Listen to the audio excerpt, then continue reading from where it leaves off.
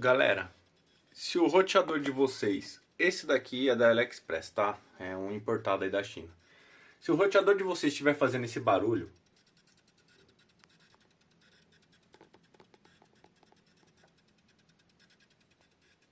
deu pra ouvir, né? Um chiadinho. Vocês têm que trocar a fonte, tá? Vou mostrar aqui pra vocês, ó. Esse daqui é a fonte dele, ó. Eu vou colocar agora essa fonte aqui que eu comprei nova, ó. Vou efetuar a troca aqui, ó. E o barulho vai parar, ó. Pode ver que ele tá ligado, tá funcionando. Só que ele tá fazendo barulho.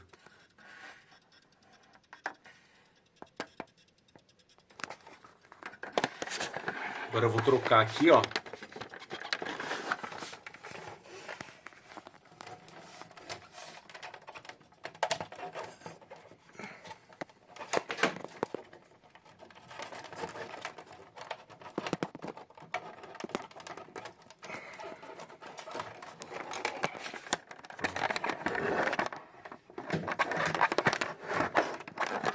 Ó, ela vai reiniciar.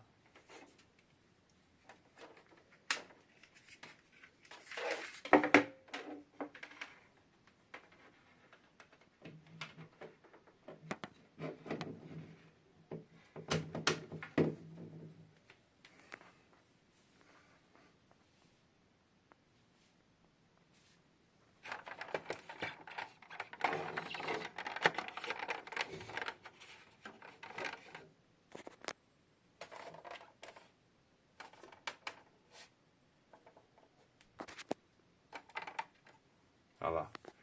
Reiniciou. Sincronizou.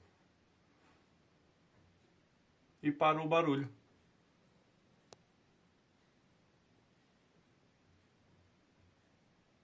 Beleza? Aí eu comprei essa fonte aqui, ó. É uma fonte universal. Um tag. Ela é de 12 volts, tá? E as especificações dela aqui, ó. Tá? 100 watts a 220. E ela vai até 12 volts ali, ó. Tá marcado na chavinha. De 3 a 12 volts. Beleza? Troquei. Tá funcionando.